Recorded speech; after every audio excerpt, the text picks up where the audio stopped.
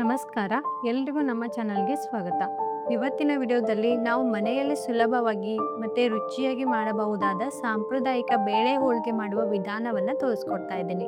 ಮೃದುವಾದ ಹೋಳಿಗೆ ಮತ್ತು ಸಿಹಿಯಾದ ಹೂರಣದ ಜೊತೆಗೆ ಈ ರೆಸಿಪಿ ಎಲ್ಲರಿಗೂ ತುಂಬ ಇಷ್ಟ ಆಗುತ್ತೆ. ಇದನ್ನು ಜಾಸ್ತಿ ಹಬ್ಬ ಅಥವಾ ವಿಶೇಷ ದಿನಗಳಲ್ಲಿ ಬೇಳೆ ಹೋಳಿಗೆಯನ್ನು ಜಾಸ್ತಿ ಮಾಡ್ತಾರೆ. ಅದು ಉತ್ತರ ಕರ್ನಾಟಕದಲ್ಲಂತೂ ತುಂಬಾನೇ ಫೇಮಸ್ ಆಗಿರುವ ಹೋಳಿಗೆ ಇದು. ಹಾಗಾದ್ರೆ ಬನ್ನಿ ಬೇಳೆ ಹೋಳಿಗೆ ಹೇಗ್ ಮಾಡೋದು ಅಂತ ನೋಡ್ಕೊಂಡು ಬರೋಣ. ಬೇಳೆ ಹೋಳಿಗೆಗೆ ಬೇಕಾಗುವ ಪದಾರ್ಥಗಳು ಏನಂತ ನೋಡ್ಕೊಳ್ಳೋಣ. 1 ಗ್ಲಾಸು ಕಡಲೆಬೇಳೆ, 1.5 ಗ್ಲಾಸು ಬೆಲ್ಲ, ರುಚಿಗೆ ತಕ್ಕಷ್ಟು ಉಪ್ಪು, 4ರಿಂದ 5 ಕಪ್ ಆಗುವಷ್ಟು ಗೋಧಿ ಹಿಟ್ಟು, 1 ಕಪ್ಪು ಮೈದಾ ಹಿಟ್ಟು. ಇವಾಗ ಕುಕ್ಕರ್ ಅಲ್ಲಿ ಬೇಳೆನ ಕುದಿಸ್ಕೋಬೇಕು. ಇದಕ್ಕೆ 1.5 ಗ್ಲಾಸ್ ಆಗುವಷ್ಟು ನೀರ್ನ ಹಾಕಿ ಇದನ್ನ 3 ವಿಸಿಲ್ ಹೊಡೆಯವರೆಗೂ ಕುದಿಸ್ಕೋಬೇಕು. ಬೇಳೆ ಕುದಿಯೋವರೆಗೂ ನಾವಿಲ್ಲಿ ಹಿಟ್ಟು ರೆಡಿ ಮಾಡ್ಕೊಳ್ಳೋಣ. 4ರಿಂದ 5 ಕಪ್ ಆಗುವಷ್ಟು ಗೋಧಿ ಹಿಟ್ಟು ತಗೊಂಡಿದ್ದೀನಿ. ಇದರಲ್ಲಿ ಸ್ವಲ್ಪ ಉಪ್ಪನ್ನ ಹಾಕೊಳ್ತಾ ಇದ್ದೀನಿ. ಮತ್ತೆ 1 ಕಪ್ ಆಗುವಷ್ಟು ಮೈದಾನ ಹಾಕಿ ಇದನ್ನ ಸರಿಯಾಗಿ ಮಿಕ್ಸ್ ಮಾಡಿ ಸ್ವಲ್ಪನೇ ನೀರ್ ಹಾಕಿ ಹಿಟ್ಟನ್ನ ಚೆನ್ನಾಗಿ ಕಲಿಸ್ಕೋಬೇಕು. ಹೋಳಿಗೆ ಚೆನ್ನಾಗಿ ಬರ್ಬೇಕಂದ್ರೆ ಹಿಟ್ಟನ್ನ ತುಂಬಾನೇ ಚೆನ್ನಾಗಿ ಕಲಿಸ್ಕೋಬೇಕಾಗುತ್ತೆ. ನೀವು ಹೋಳಿಗೆ ಮಾಡೋಕ್ಕಿಂತ ಮುಂಚೆ 10ರಿಂದ 15 ನಿಮಿಷ ಮುಂಚೆನೆ ನೀವು ಹಿಟ್ಟನ್ನ ಸರಿಯಾಗಿ ಕಲಿಸ್ಕೊಂಡು ಆಮೇಲೆ ನೀವು ಹೋಳಿಗೆ ಮಾಡ್ಬೇಕು. ಮಿತ್ಕೊಂಡಾಗಿದೆ. ಇದಕ್ಕೆ ಸ್ವಲ್ಪ ಎಣ್ಣೆನ ಹಚ್ಚಿ 10ರಿಂದ 15 ನಿಮಿಷ ಹಾಗೆ ಬಿಡ್ಬೇಕು. ಆವಾಗಲೇ ನಾವು ಬೇಳೆ ಕುದಿಸೋಕಿಟ್ಟಿದ್ವಿ. ಈಗ 3 ವಿಸಲ್ ಹೊಡೆದಿದ್ದೆ. ಇದನ್ನ ಓಪನ್ ಮಾಡ್ಕೊಳ್ತಾ ಇದ್ದೀನಿ. ನೋಡಿ, ಬೇಳೆ ಪೂರ್ತಿಯಾಗಿ ಕುದ್ದಿದೆ, ತುಂಬಾನೇ ಸುಡ್ತಾ ಇದೆ. ಬೇಳೆಯಲ್ಲಿರುವ ನೀರ್ನ ತೆಗಿಬೇಕಾಗುತ್ತೆ. ಇದರಲ್ಲಿ ನೀರು ಸ್ವಲ್ಪ ಕೂಡ ಇಡಬಾರ್ದು ಬೇಳೆಯಲ್ಲಿ. ಸ್ನೇಹಿತರೆ, ಈ ನೀರಿಂದನೂ ನೀವು ಆಮ್ರ ಅಂತ ಕರೀತಾರೆ ಉತ್ತರ ಕರ್ನಾಟಕದಲ್ಲಿ. ಅದನ್ನ ನೀವು ಮಾಡ್ಕೊಳ್ಬಹುದು. ಅದನ್ನ ನಾನು ನೆಕ್ಸ್ಟ್ ರೆಸಿಪಿನ ಮಾಡಿ ತೋರಿಸ್ತೀನಿ ಹೇಗ್ ಮಾಡೋದು ಅಂತ. ಇವಾಗ ಬೇಳೆ ಎಲ್ಲ ಕುದ್ದಾಗಿದೆ, ಪೂರ್ತಿಯಾಗಿ ನೀರು ತೆಗೆದಾಗಿದೆ. ಇದಕ್ಕೆ ಬೆಲ್ಲನ ಹಾಕೊಳ್ತಾ ಇದ್ದೀನಿ. ಬೇಳೆ ಎಷ್ಟಿರುತ್ತೋ ಅದಕ್ಕಿಂತ ಸ್ವಲ್ಪ ಹೆಚ್ಚಿಗೆನೆ ಬೆಲ್ಲ ಹಾಕೋಬೇಕು. ಯಾಕಂದ್ರೆ ಇಲ್ಲ ಅಂದ್ರೆ ರುಚಿ ಕಡಿಮೆ ಆಗ್ಬಿಡುತ್ತೆ. ಅದಕ್ಕೋಸ್ಕರ ಇವಾಗ ಇದನ್ನ ಗ್ಯಾಸ್ ಮೇಲೆ ಇಟ್ಟು ಸ್ವಲ್ಪ ಕುದಿಸ್ಕೋಬೇಕಾಗುತ್ತೆ. ಜಾಸ್ತಿ ಏನು ಕುದಿಸ್ಕೋಬೇಡಿ, 5 ನಿಮಿಷ ಕುದಿಸ್ಕೊಂಡ್ರೆ ಸಾಕಾಗುತ್ತೆ. ಈ ರೀತಿಯಾಗಿ ಪೂರ್ತಿಯಾಗಿ ಕುದ್ಮೇಲೆ ಇದಕ್ಕೆ ನಾನು ಸ್ವಲ್ಪ ಏಲಕ್ಕಿನ ಹಾಕೊಳ್ತಾ ಇದ್ದೀನಿ. ಏಲಕ್ಕಿ ಹಾಕಿ ಇದನ್ನ ಸರಿಯಾಗಿ ಮಿಕ್ಸ್ ಮಾಡ್ಕೋಬೇಕು. ಇದಕ್ಕೆ ಸ್ವಲ್ಪ ತಣ್ಣಗಾಗೋವರೆಗೂ ಬಿಟ್ಟು ಇದನ್ನ ಇವಾಗ ಮಿಕ್ಸಿ ಜಾರಲ್ಲಿ ಹಾಕೊಳ್ತಾ ಇದ್ದೀನಿ. ಇದನ್ನ ಇವಾಗ ಗ್ರೈಂಡ್ ಮಾಡ್ಕೋಬೇಕು.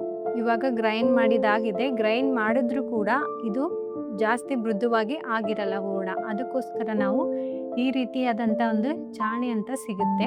ನೀವು ಯಾವುದೇ ಶಾಪಲ್ಲಿ ಹೋದ್ರೂ ಕೂಡ ಹೂರಣ ಅರಿಯೋ ಚಾಣಿ ಕೊಡು ಅಂದ್ರೆ ಕೊಡ್ತಾರೆ. ಮಿಕ್ಸರ್ ಅಲ್ಲಿ ಹಾಕಿ ಹಾಗೆ ಹೋಳಿಗೆ ಮಾಡಿದ್ರೆ ಅಷ್ಟು ಸರಿಯಾಗಿ ಬರೋದಿಲ್ಲ.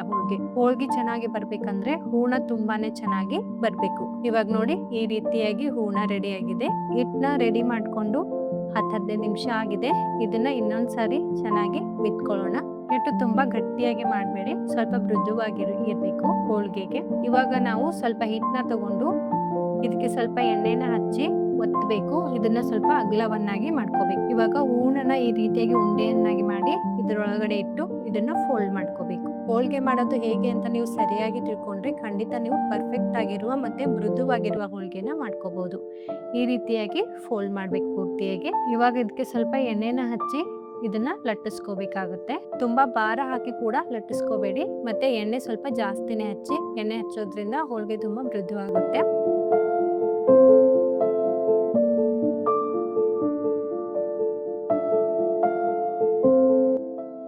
ಇದಕ್ಕೆ ಸ್ವಲ್ಪ ಮೇಲ್ಗಡೆ ಎಣ್ಣೆ ಹಚ್ಚಬೇಕು. ಇವಾಗ ತವೆ ಮೇಲೆ ಸ್ವಲ್ಪ ಎಣ್ಣೆನ ಹಾಕಿ ಇದ್ರ ಮೇಲ್ಗಡೆ ಹೋಳಿಗೆನ ಹಾಕೊಳ್ಬೇಕು.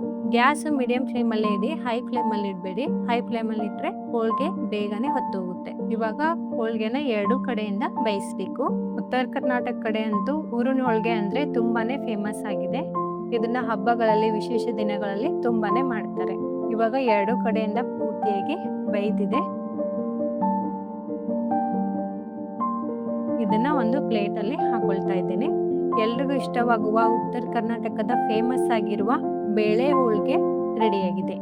ಈ ರೆಸಿಪಿ ನಿಮ್ಗೆ ಇಷ್ಟ ಆಗಿದೆ ಅಂತ ಅನ್ಕೋತೀನಿ. ಇಷ್ಟ ಆಗಿದ್ರೆ ಖಂಡಿತ ಕಮೆಂಟ್ ಅಲ್ಲಿ ತಿಳಿಸಿ. ಮತ್ತೆ ಹಾಗೆ ನಮ್ಮ ಚಾನಲ್ ಅನ್ನ ಸಬ್ಸ್ಕ್ರೈಬ್ ಮಾಡ್ಕೊಳ್ಳಿ. ಬೆಲ್ ಐಕನ್ ಅನ್ನ ಪ್ರೆಸ್ ಮಾಡಿ. ಇದರಿಂದ ನಾವು ಹಾಕುವ ಮೊದಲು ವಿಡಿಯೋ ನೀವೇ ನೋಡ್ಬೋದು. ಮತ್ತೆ ನಿಮ್ಗೆ ಯಾವ ರೀತಿಯ ರೆಸಿಪಿ ಬೇಕು ಅಂತಾನೂ ಕೂಡ ನಮಗೆ ಕಮೆಂಟ್ ಮಾಡಿ ತಿಳಿಸಿ. ಮತ್ತೆ ರುಚಿಯಾದ ಅಡುಗೆಯೊಂದಿಗೆ ಮತ್ತೆ ಭೇಟಿಯಾಗೋಣ. ನಮಸ್ಕಾರ.